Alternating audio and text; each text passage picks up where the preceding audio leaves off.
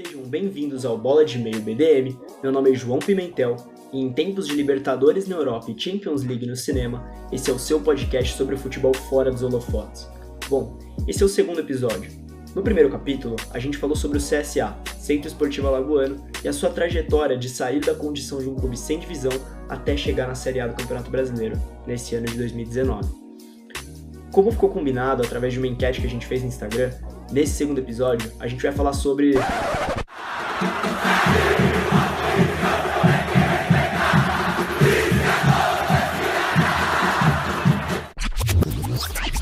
E é exatamente dele mesmo que eu vou falar hoje. Salvador, herói, ídolo, doido. Luiz Carlos Cirne Lima de Lorenzi, o gaúcho de 46 anos, ou simplesmente Lisca doido. Quando o Lisca assumiu o Ceará, o time não vencia há 2 meses, tanto pelo Brasileirão quanto pela Copa do Nordeste. Eram só 3 pontos somados em 9 jogos disputados pelo Brasileirão, um aproveitamento de mais ou menos 11%, e a última vitória do clube havia sido na final do estadual. O Lisca vinha para ser o terceiro treinador da temporada.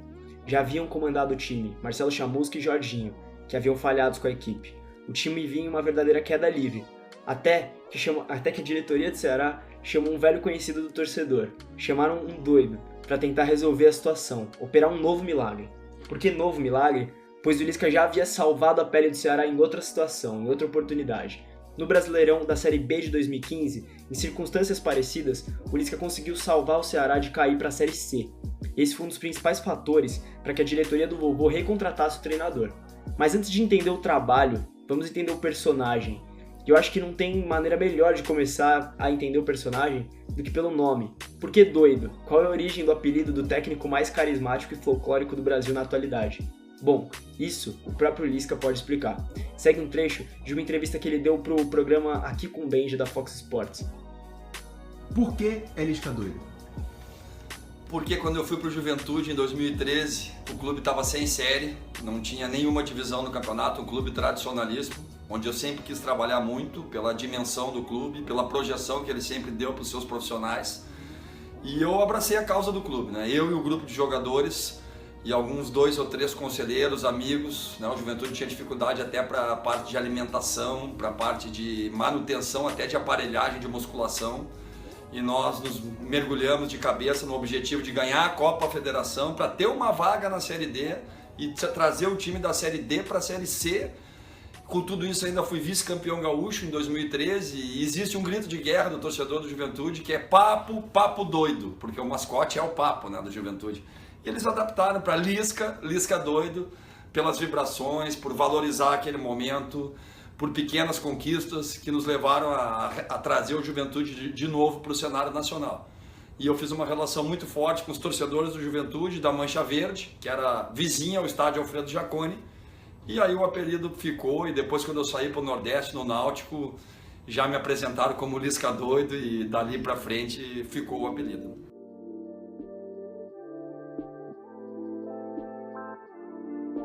Como ficar claro pelo próprio relato do Lisca, a carreira dele é marcada, profundamente marcada, pela identificação com a torcida. Isso aconteceu no Juventude, aconteceu no Náutico e aconteceu e acontece agora com o Ceará. O Lisca ele acaba sendo um treinador que vibra, que canta a música da torcida, que vira a música da torcida, que, enfim, coloca a máscara do mascote, que sobe em cima de ônibus, que entra em campo para comemorar com os jogadores. Ele funciona quase que como um representante das arquibancadas na beira do campo. Ele faz essa ponte entre torcida e elenco, né? Eu até gosto de traçar um paralelo, assim, pelo menos na minha visão, de que o Lisca e o comportamento dele como treinador se assemelha muito, né? Tem um paralelo com o que é o Jürgen Klopp na Europa. O Klopp ele tinha muita identificação com a torcida do Borussia e agora no Liverpool não é diferente. Ele vira a música da torcida, ele canta as músicas da torcida. Teve um episódio aí, nesses últimos dias, teve um clássico contra o Everton em que o Liverpool faz um gol improvável nos últimos minutos e o Klopp sai correndo para comemorar com o Alisson, para abraçar o Alisson e comemorar com os jogadores dentro de campo. Então eu consigo ver um paralelo entre esses 2 treinadores. Assim, na minha visão, o Lisca funciona quase que, enfim, para o imaginário aí do futebol brasileiro, ele funciona quase que como um Klopp dos trópicos, né? É claro que você tem exemplo de técnicos que também são ídolos e identificados com outras equipes. Você tem o Tite com o Corinthians, o Muricy com o São Paulo, Felipão com o Palmeiras, Renato Gaúcho com o Grêmio, mas não necessariamente essa ligação desses treinadores tem a ver com a relação deles com as arquibancadas, mas sim com o passado deles vitorioso, tanto como jogador ou como técnico pelos clubes, pelos títulos conquistados e tudo mais. Mas essa relação do Lisca com a torcida do Ceará e com as torcidas dos clubes pelos quais ele passou, parece ser um pouco diferente, porque é uma relação mais estrita com a torcida em si. O Lisca ele passou por equipes que dificilmente ganham títulos de expressão recorrentemente, são equipes que estão fora do eixo do futebol brasileiro e tem temporadas difíceis na elite. Então o sucesso do Lisca e essa identificação com a torcida ela não está atrelada só restrita a títulos, mas ela está atrelada à relação dele com a torcida, a glórias que são glórias como essa, de escapar do rebaixamento que ele conseguiu com o Ceará. Enfim, como a gente já está tentando fazer aqui nesse podcast e eu pretendo continuar fazendo isso nos próximos capítulos, eu tento sempre trazer a visão de um torcedor do clube, para não ficar aquela coisa, aquele monólogo meu falando sobre o treinador ou sobre a equipe, sobre o trabalho, enfim. Eu quero trazer a visão das arquibancadas, uma visão mais genuína, uma visão mais, como eu posso dizer, mais encantada com o clube, que é a visão do torcedor, a visão das arquibancadas. Então, para isso, nesse episódio, para falar um pouco dessa figura aí que é o Lisca e da relação dele com a torcida do Ceará, eu trouxe o Thiago, que é filósofo pela Universidade Estadual do Ceará e historiador pela Federal do Ceará, mas antes de tudo, e mais importante, ele é um torcedor fanático do Ceará, para falar um pouco aí da relação da torcida do Vozão com o Lisca. Então, vocês fiquem aí com o relato do Thiago. Fala, turma boa. Fala, João. Ouvintes do Bola de Meia, bom momento. Aqui quem fala é Thiago, professor de Filosofia e História e torcedor do Ceará. Eu vim aqui falar um pouco sobre a trajetória do Lisca e aquilo que, de fato, ele transformou o Ceará, não somente em 2018, mas também no ano de 2015.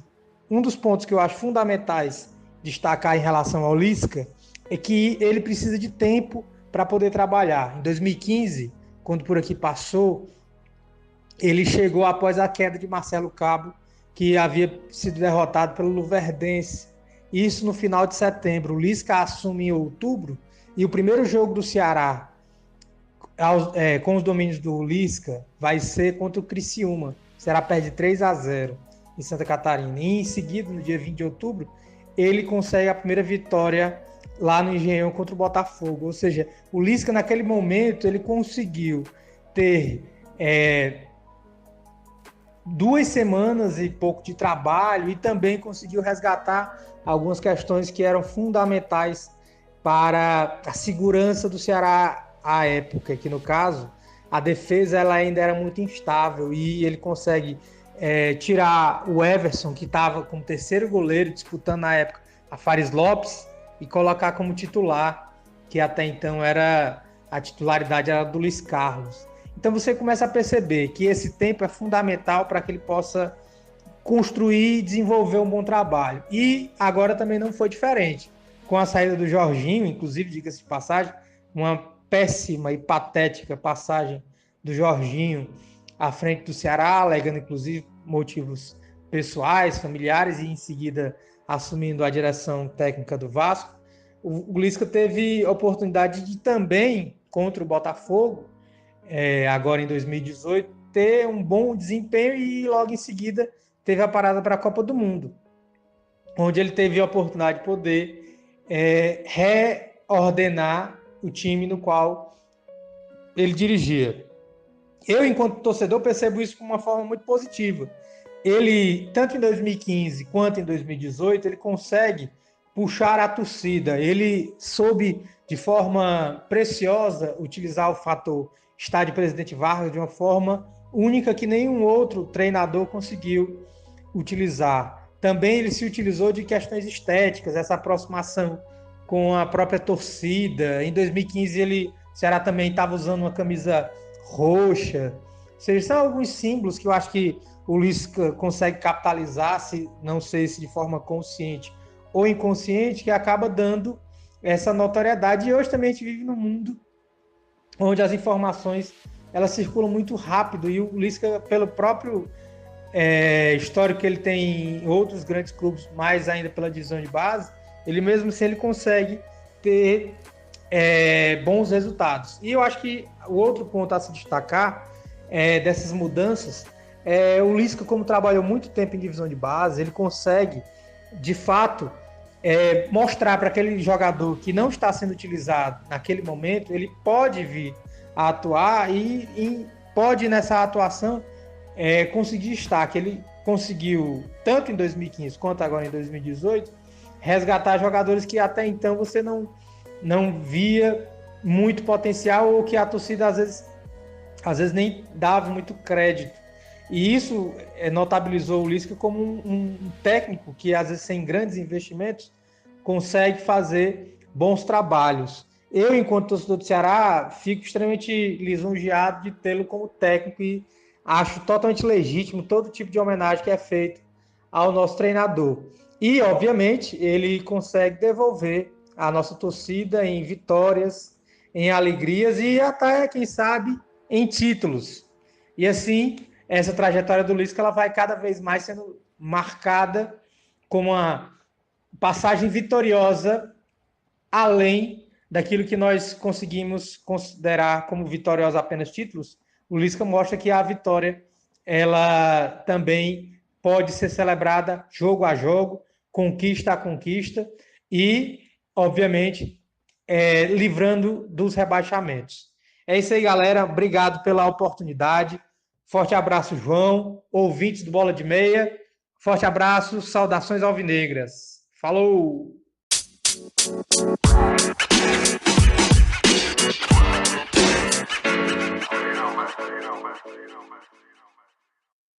Bom, o relato do Thiago, ele serve pra gente ter um termômetro dessa relação entre torcedor do Ceará e o Lisca doido como treinador e como figura, né? Mas eu queria destacar aqui que existe o folclore e existe o trabalho. Existe a arquibancada e existe o campo. A queda do Ceará não foi evitada só com carisma e simpatia, que são dois atributos aí do Lisca. Enquanto que o Bielsa é louco pela sua metodologia não muito ortodoxa, variações táticas não muito convencionais, declarações controversas, atritos com a diretoria, que às vezes dão muito certo, como é o que está acontecendo agora com o Leeds, e às vezes dão muito errado, que foi o que aconteceu, por exemplo, com o Lille na temporada passada. O Lisca é doido só pela sua relação com a torcida, porque, fazendo uma análise mais fria, a tônica do seu trabalho taticamente é simplicidade e organização. O Lisca ele faz o simples e faz muito bem feito. Para além dessa identificação com a torcida e da proximidade com os jogadores, que já são fatores que criam um ambiente positivo, o Lisca investe em fazer o básico muito bem feito. E nesse sentido, eu acho que foi esse trabalho que levou o time que ele pegou com 11% de aproveitamento a virar um time de, ao final do campeonato, 47% de aproveitamento. A efeito de comparação, eu gosto sempre de trazer a estreia do Ceará no Campeonato Brasileiro, que foi contra o Santos, no Pacaembu, inclusive eu estava lá no estádio, e era aquele Santos catastrófico de Jair Ventura, que acabou ganhando de 2-0 do Ceará, que era um Ceará totalmente desorganizado. Você vê que os jogadores não sabiam muito bem como se comportar em campo, não sabiam muito bem o que fazer. Já no segundo turno, se você pegar o mesmo confronto, Santos e Ceará, só que no segundo turno, já com o trabalho do Lisca implementado e se consolidando, Santos e Ceará acabam empatando no estádio Presidente Vargas, com o Santos tendo que buscar o empate no finalzinho. Nesse jogo, o Ceará dominou o Santos na partida, inclusive utilizando o Presidente Vargas como um símbolo aí da retomada do Ceará no segundo turno, que foi um dos fatores aí que o Lisca adotou o estádio, e que ele acaba sendo um estádio menor, um estádio um pouquinho mais acanhado, mas que cria muito mais pressão do que o Castelão com o mesmo número de pessoas, né? Então esse jogo aí é muito representativo do trabalho do Lisca. Enfim, outro ponto aí desse jogo é que, no caso, o Jean Mota foi um jogo polêmico, porque o Jean Mota fez o gol de empate do Santos e acabou fazendo um gesto em referência à torcida do Fortaleza para provocar a torcida do Ceará, porque ele é ex-jogador do Fortaleza, mas isso não vem ao caso. Enfim, eu queria me ater um pouco aí ao trabalho tático do Lisca. Ele usou diferentes formações nesse seu trabalho aí com o Ceará, mas em via de regra ele jogou com 2 linhas de 4. uma linha de 4 atrás, uma linha defensiva, e uma linha de 4 meio-campistas na frente.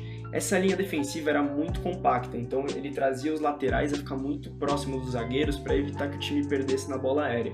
Então o que acontecia?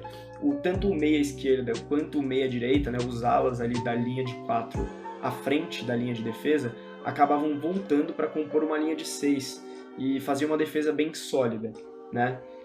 O Ceará, enfim, ele tinha que adotar esse tipo de tática porque é um time que tinha recursos limitados, então acabava fechando muito bem ali atrás e com o time fechado fazia o adversário recuar, né? Sobre formação, eu acho que isso mostra a simplicidade com que o Lisca conseguiu, a simplicidade inteligente com a qual o Lisca conseguiu implementar seu trabalho no time do Ceará. Muitas vezes ele usava um 4-4-2, acabava sendo essa linha de 4 atrás, mais a linha de 4 meio-campistas na frente e 2 atacantes na frente. O 4-4-2 é uma das formações mais clássicas do futebol, mas nos últimos tempos é difícil de você ver ela sendo utilizada no futebol brasileiro, inclusive porque a maioria dos times do futebol brasileiro jogam com 2 pontas e um centroavante de referência. Não que o Lisca não tenha feito isso, em algumas oportunidades ele acabou jogando num 4-2-3-1, sendo que essa linha de 3-1, né, na frente tinha um meia central, 2 atacantes abertos ali e o Arthur Cabral funcionando como um 9 de referência, né? Então você vê aí também uma polivalência do Arthur Cabral, porque às vezes ele jogava como um atacante ao lado de outros, um centroavante do lado de outro centroavante, ali um ataque do 4-4-2, e em outras oportunidades ele jogava como 9 fixo de referência, né? Enfim, basicamente o Lisca implementou esse tipo de tática na maioria dos seus jogos e conseguiu fazer um trabalho muito positivo com o Ceará. Sobre retrospecto, o que a gente pode falar? O Lisca assumiu o time na 10ª rodada do campeonato. Ele acabou jogando, então, 29 jogos aí, no comando do Ceará. Foram 10 vitórias, 11 empates e 8 derrotas. O time acabou na 15ª posição com 44 pontos. Então o Lisca pega um time aí que em 9 rodadas tinha feito apenas 3 pontos e em 29 jogos acabou fazendo mais 41 pontos, finalizando com 44 pontos. Sobre essa campanha do Ceará, eu peguei alguns jogos marcantes aqui que eu acho que é importante de falar. Eu acho que talvez um dos mais marcantes seja uma vitória de 1-0 contra o Sport no Presidente Vargas, ou seja, o Lisca já estava usando aquela tática de utilizar o Presidente Vargas, a força da torcida ali no PV, como um alçapão, né, uma maneira de alcançar aí essa retomada. Foi na 13ª rodada e acabou sendo a primeira vitória do Ceará no Campeonato Brasileiro. O Ceará só foi ganhar na 13ª rodada. Então foi esse 1-0 aí no Sport, que é um clássico pernambucano. Enfim, só para trazer aqui, o Ceará até então, até começar a utilizar o Presidente Vargas, estava colocando mais ou menos 14, 15 mil pessoas no Castelão, que cabe 50 mil. Não é um mau público para a média do Campeonato Brasileiro, 14, 15 mil pessoas. Mas se você considerar que o Castelão cabe mais de 50 mil pessoas, acabava ficando um estádio meio frio, acabava não criando aquele clima um clima hostil para os jogadores adversários. Então, quando o Ceará pega esses mesmos 14 mil, 15 mil e coloca no Presidente Vargas, que cabe 20, ele cria um ambiente muito mais favorável para o seu time. Então, esse jogo aí é muito representativo, tanto por ser a primeira vitória, quanto por marcar aí o começo da utilização do Presidente Vargas. O segundo jogo que eu trago aqui, na verdade, é uma sequência de jogos, né, um doblete aí, que seria a 22ª rodada e a 23ª rodada. A 22ª rodada foi muito marcante, que foi aquela vitória do Ceará no Maracanã, lotado contra o Flamengo, o milionário aí Flamengo, com um gol aos 45 do segundo tempo. Foi uma vitória muito importante, aí uma vitória fora de casa contra um dos times que estava brigando lá em cima na tabela e deu muita confiança para o Ceará. Deu tanta confiança para o Ceará que na 23ª rodada o Ceará acaba voltando ao Castelão, né, depois de estar utilizando o Presidente Vargas diversas vezes, e nessa volta ao Castelão bate o Corinthians por 2-1.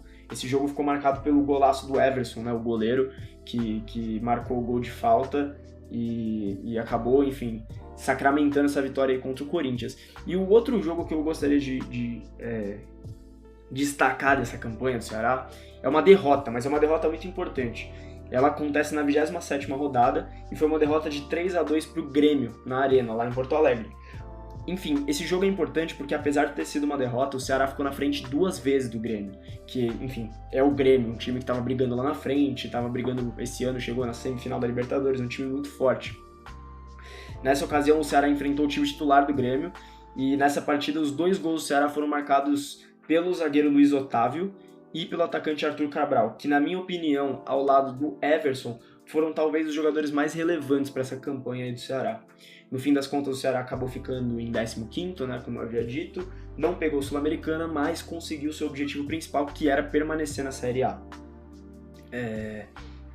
Eu acho que, assim, o que tem para falar no final, o que fica de bacana, é, primeiro, que o Ceará abraçou o trabalho do Lisca e vai dar continuidade para ele aí no próximo ano, mas se você parar para ver, desses 3 jogadores que eu acho que são os pilares da campanha do Ceará, o Everson, o Luiz Otávio, o Arthur Cabral, você vê que o Arthur Cabral já foi negociado com o Palmeiras, o Everson acabou de ser negociado com o Santos, eu não sei aí se o Luiz Otávio tá para sair ou vai sair, mas é aquela tônica de sempre, os times de fora do eixo acabam sofrendo esses desmanches.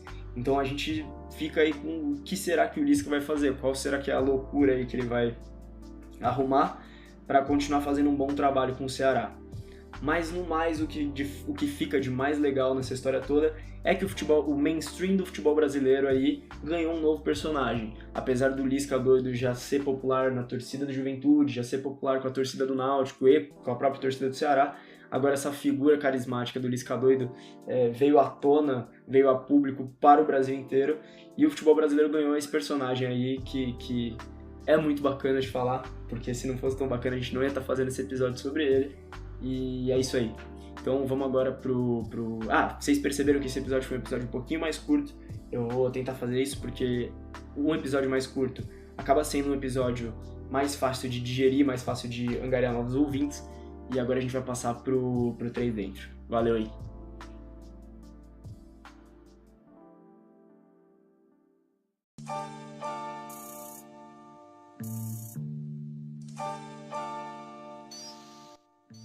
No primeiro episódio do podcast, nessa sessão 3 Dentro, acabou que eu fiz involuntariamente uma indicação de um filme, né, de um documentário no caso, de um álbum de música e de um livro, né? Então foi audiovisual, literatura e música involuntariamente, mas eu gostei desse formato, então eu vou acabar utilizando ele hoje também, né?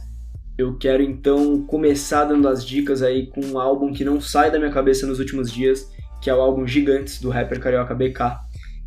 Enfim, eu não vou ficar comentando muito aí sobre o álbum, não vou me alongar muito, mas o BK talvez seja o MC mais completo e complexo da cena, desses novos MCs que estão em ascensão, então procurem aí ouvir Gigantes e ouvir toda a obra dele. Você tem o primeiro álbum também, Castelos e Ruínas, de 2016, que é muito importante. Talvez o mais importante dos últimos anos aí na cena. Enfim, essa foi a primeira indicação de música. Na segunda indicação de filme, eu vou com um filme aí que dialoga um pouco com a temática do álbum do BK, que é o Infiltrado na Clã. Enfim, é um filme aí que vocês devem ter ouvido falar, porque tá em cartaz e tudo mais. É um filme do Spike Lee, filme novo. E ele é um filme que, na minha opinião, é muito importante para você entender as dinâmicas raciais, as origens e os desdobramentos das dinâmicas, das tensões raciais nos Estados Unidos. Enfim, esse filme acaba tendo um ator que eu gosto muito, deixa eu ver o nome dele, é John David Washington, que ele é o ator principal no filme, né? E ele também é ator naquela série Ballers, que tem como estrela o Dwayne Johnson e fala sobre futebol americano e tudo mais, que é uma série que eu gosto também, então eu curto bastante o ator, e o tema do filme Infiltrado na Clã é bastante legal, e você vai acabar, além de ser um filme que promove uma reflexão aí sobre os conflitos raciais, você acaba dando algumas risadas, porque o filme tem um certo humor bacana, então vocês vão gostar, eu acho. E por último, seria uma indicação de literatura. No último episódio eu acabei indicando aquele livro que eu tinha lido, que eu tava lendo e, enfim, terminei de ler, Como o Futebol Explica o Mundo, do Franklin Foer. Eu demorei um tempo até que eu decidisse qual que vai ser a próxima obra que eu vou começar a ler sobre futebol. Eu decidi que, enfim, comprei e agora vou começar a ler Pirâmide Invertida, que é um livro que eles... Eu não sei se ele se auto-intitula ou se intitulam ele, mas é conhecido aí como a Bíblia da Tática no futebol. Eu não gosto muito quando se vende assim, mas enfim, é para entender um pouco melhor de tática. Mas a minha indicação não é esse livro, até porque eu ainda não li. A minha indicação é a página Futebol Café, @futebol_café no Twitter, e é lá que eu vou procurar indicações de livros de futebol para ler. Então foi lá que eu descobri, por exemplo, esses livros aí que eu li, que eu tô lendo. Então vai ser da hora se vocês forem lá e seguirem os caras, a página é bastante bem legal. E enfim, eles têm as publicações deles no próprio Medium deles. Então é isso aí, essa é a minha indicação. Obrigado aí por acompanhar o podcast, por ouvir mais esse episódio. Esse episódio é um pouco mais curto do que o outro, porque eu acho que fica mais fácil de digerir um episódio menor e angariar novos ouvintes aí. Então, no mais é isso. Valeu por ouvir, compartilha a gente, siga a gente aí em todas... É muito estranho, me sinto youtuber falando.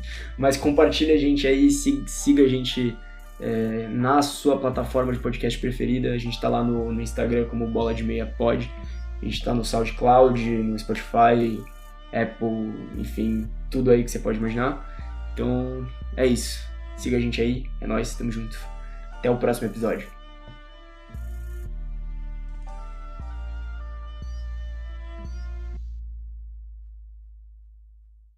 The podcast you just heard was made using Anchor.